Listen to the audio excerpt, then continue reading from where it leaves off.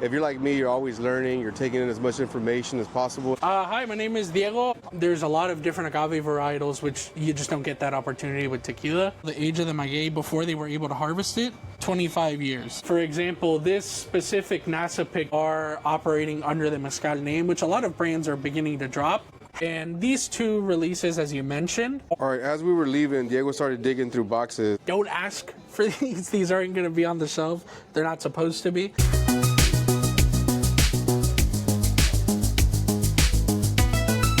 If you're like me, you're always learning, you're taking in as much information as possible. And today I have a very good friend, Diego, which I met a while back at a different liquor store, and he's going to tell us a little bit about the mezcal. I am trying to dive into it, get into it, so hopefully you pick some stuff up and I pick some stuff up. So this is Diego. Diego, if you want to introduce yourself. Hi, my name is Diego. I'm also a part of the Space City Tequila Club. I'm mostly into mezcal, but this is one of my favorite stores to come to, probably my favorite one. So I did ask Diego what store he would recommend. He says it's this one, and we asked Vaughn, who's here today, if we could shoot some of his mezcal stuff. So Diego's going to inform us. What's going on, my man? Nothing much, yeah, doing pretty good. All right, so I'm getting started in the world of mezcal, so what do you recommend? And this is the best store in Houston, right? I mean, the destination store is definitely NASA Liquor. Yeah, definitely. So there's a lot of variety in mezcal. There isn't necessarily one right way to go. There's a lot of different agave varietals, which you just don't get that opportunity with tequila. And there's also a lot of subregions and a lot of towns that are known for doing things a certain way, especially whenever you get into looking at different states and the terroir. A lot of the brands that I would personally recommend are here on the shelf. A main one that I would recommend to start out with would be El Holgorio or Rey Campero. The only thing about mezcal is that the prices are just a lot higher than you're used to with tequila.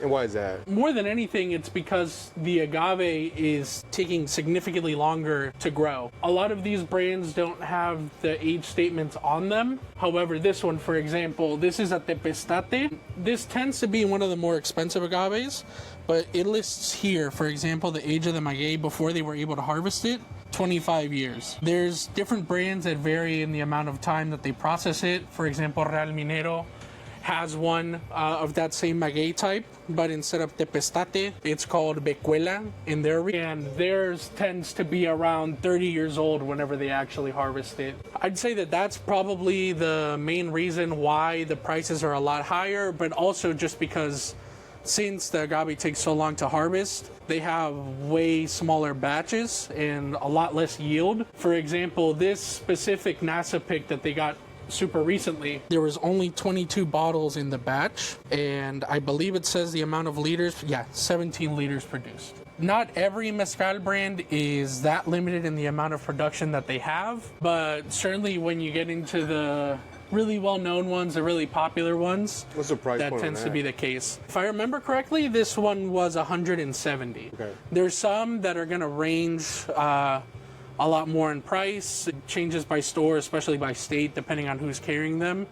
Currently, around this time of year, this one, De Carne, which was a recent release that they did. It was the first time that that maguey was commercially available in the United States, at least through Real Minero, but it might just be in general. Here in Houston goes for somewhere around $210 to $250. It varies on where you're going by store. There isn't necessarily one type of maguey that is superior to all others. It's all about your personal preferences and really getting to try around stuff. Unfortunately, here in Houston, we're not super privileged on having like really good mezcal bars, so where you're able to get into stuff for cheap, but something that Mezcal is really good at is selling minis of their bottles instead of just having full bottles. You're able to buy 200 milliliters, 250 milliliters.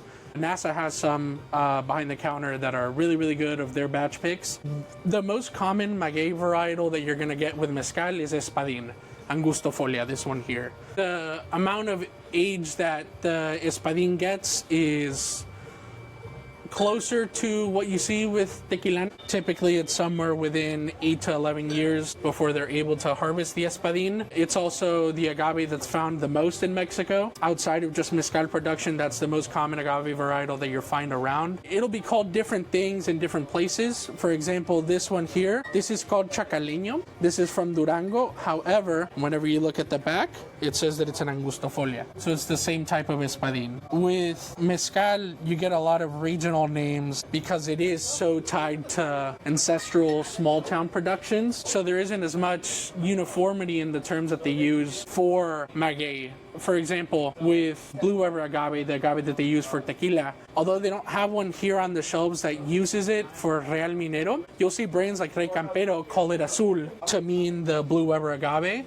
whereas brands like Real Minero or other ones that do have Blue Weber agave mezcal may call it tequilana or another varietal of the name. Same as I mentioned with Tepestate for Real Minero, their local name is Becuela for Tepestate. Mezcal is tricky to get into, but it is really, really rewarding once you're actually in it, just because there is so much variety from bottle to bottle. The starter mezcal that I would personally recommend for people getting into mezcal, especially one that you'll be able to find both in stores all over. Here in Texas, we have Specs and Total Wine. It's always stocked there no matter what, would be Malbien. It's a lot of the well mezcal for a lot of restaurants that you go to. The most common ones are going to be the Espadín and the Zacate Limón. It's all down to personal preference, but I would recommend starting with Espadín just because it's the most common maguey that you're going to find mezcal to be made out of, and that way you're able to have a solid baseline and then be able to spread out from there. So a lot of the brands that I've seen that I think people frequent are going to be La Luna, Cuentacuentos,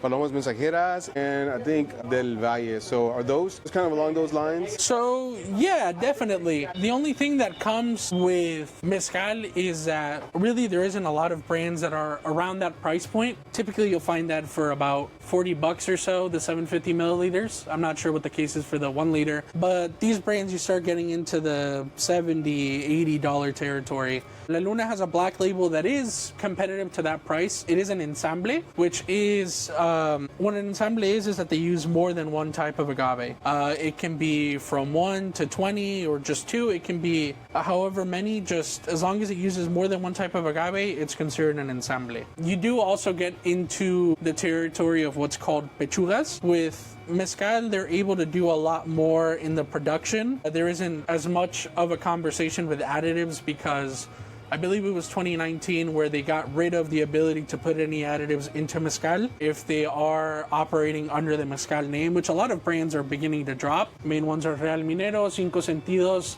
Neta, which isn't currently on the shelves, La Locura. I think I did see one Neta so that people can see it. Oh yeah, it's right here. That's Neta. Yeah, Neta is one of the brands that also dropped the mezcal name. So that's 1,000 bottle release. Is that different? Is there a difference between that and the? Well, there has to be, right? But is there more of that agave available for the mezcal? Is that azul? So this one is the Espadín. This is Angustifolia. Okay. I am not able to really say why some brands have a lot bigger batches than a lot of other ones do. For example, with Real Minero, when they used to bear the mezcal name instead of just being Real Minero or Destilado de Agave, their batches used to be considerably bigger for Espadín. Same goes with La Locura, which is also another brand from Santa Catarina Minas, a big mezcal producer in Mexico. Typically, they were around like low 1,000 bottle range, whereas now, as you can see for this batch, it's 600 bottles. Definitely, whenever you get to Espadín, you're going to see more bottle yields just because it takes less time to grow, they're able to grow more of it. But some brands just vary because some of them both harvest and distill themselves, whereas other brands source. Neta is one of the brands that goes to different palenqueros and they source their mezcal from there instead of having one specific person that they always work for that they distill everything from. One thing that you don't see too often with mezcal is having batches from more than one mezcalero. So this is more than likely coming from just one person. We can actually go ahead and confirm. Yes, their maestro palenquero is going to be Cándido García Cruz. So I think more than anything, to answer your question, it's just the amount of agave that they're able to harvest depending on the region. And with the ones that take the less amount of time, you're typically going to see more bottles because they're able to grow more. Gotcha. Cool. So do you want to dive into the Raicilla? Because I see a lot of Raicilla here. And one that I tried recently was Bonete. I believe Bonete. Oh, yes, this one right here. And La Venenosa, the orange label. And I thought those were pretty good. Again, like I'm very scared to dive into the Mezcal Raicilla because I have a very addictive personality. So this may be my gateway. Yeah, for sure. With Mexico has a lot of denominations of origin for distillates. Most of them are going to be in the agave sphere. The only ones that aren't inside agave are Sotol and Charanda, which is going to be on the other side of the store. But everything else, Mezcal, Tequila, Bacanora, and Raicilla are made out of agave. Typically, it's a regional difference. With Raicilla, that can be produced in Jalisco and in Nayarit, which is a state that, if I remember my geography correctly, is to the south of Michoacán. I'm not super familiar with this brand personally, so I'm not able to speak on a lot of their stuff, but La Venenosa is my personal favorite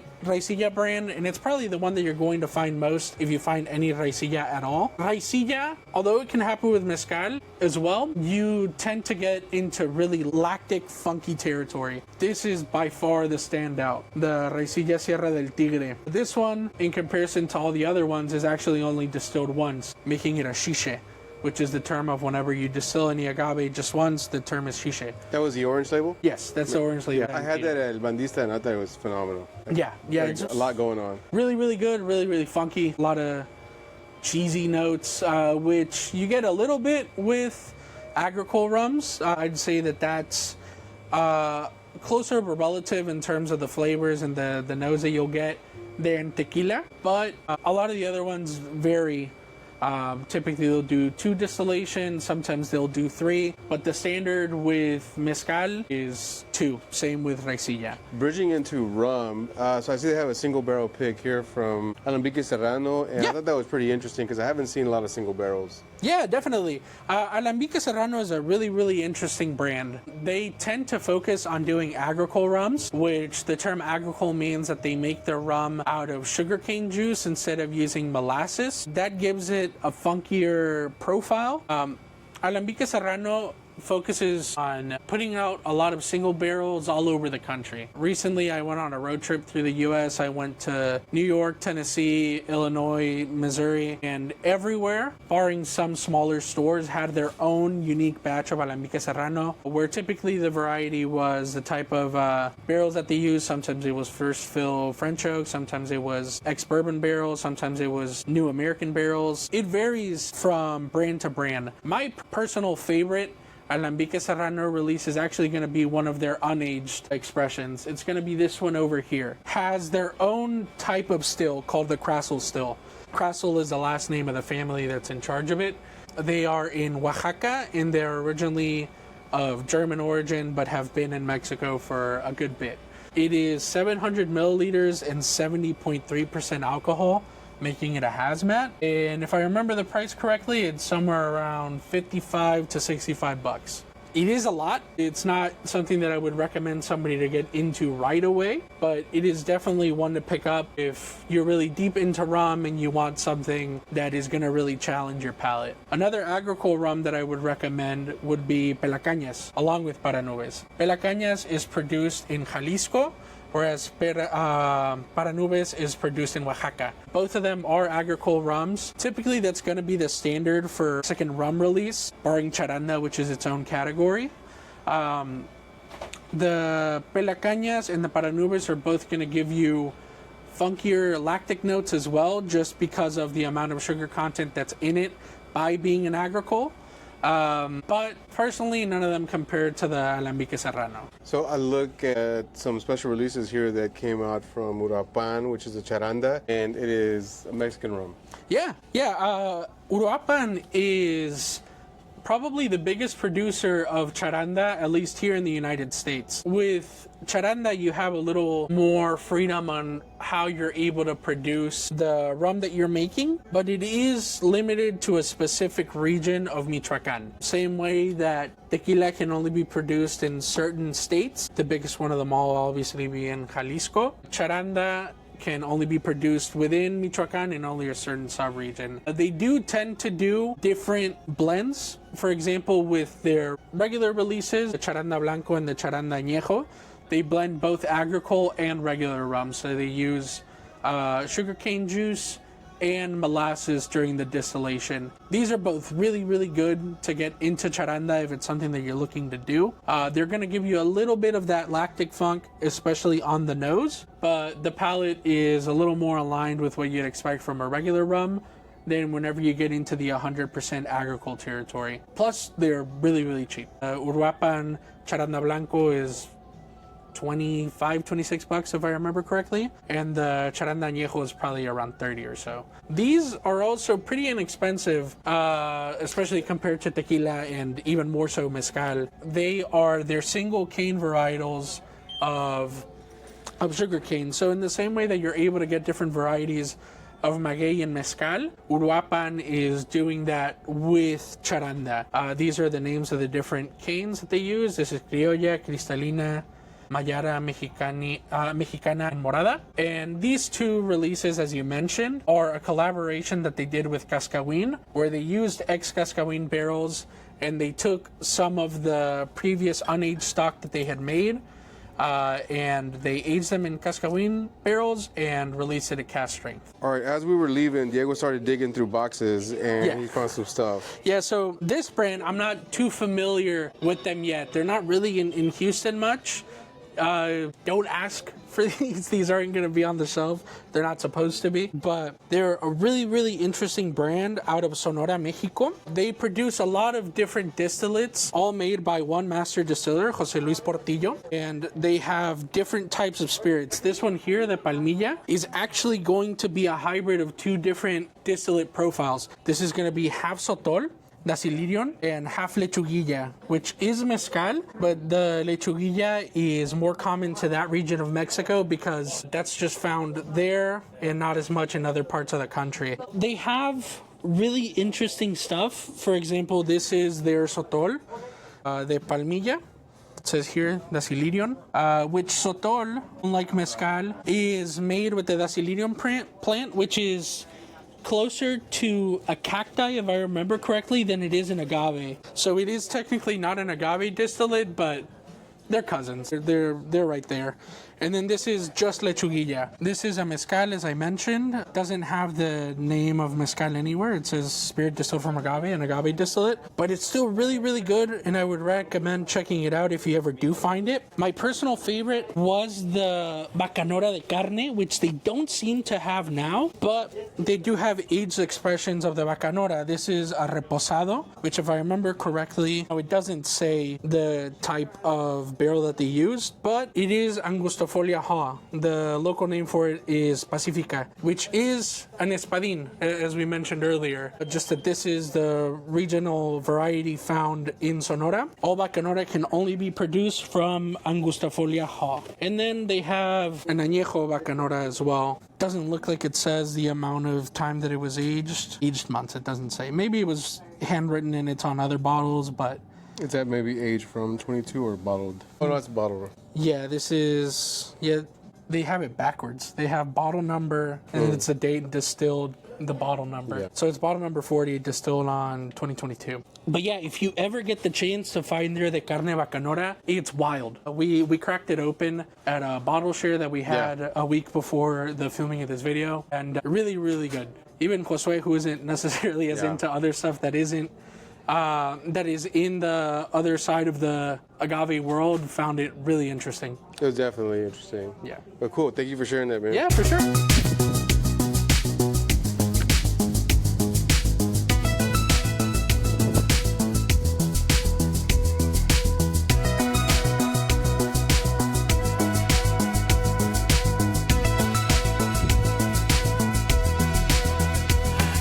there a restroom up here? Alright guys, head into bottling. So, iconic Tequila Fortaleza bottle top. Every single one of these is made by hand. Please. Fortaleza, it was actually called Tequila. Started in 2005. 2006, we got into the American market. We immediately got sued by a rum tax. Thrown on waivers. We weren't allowed to use the name Los Abuelos.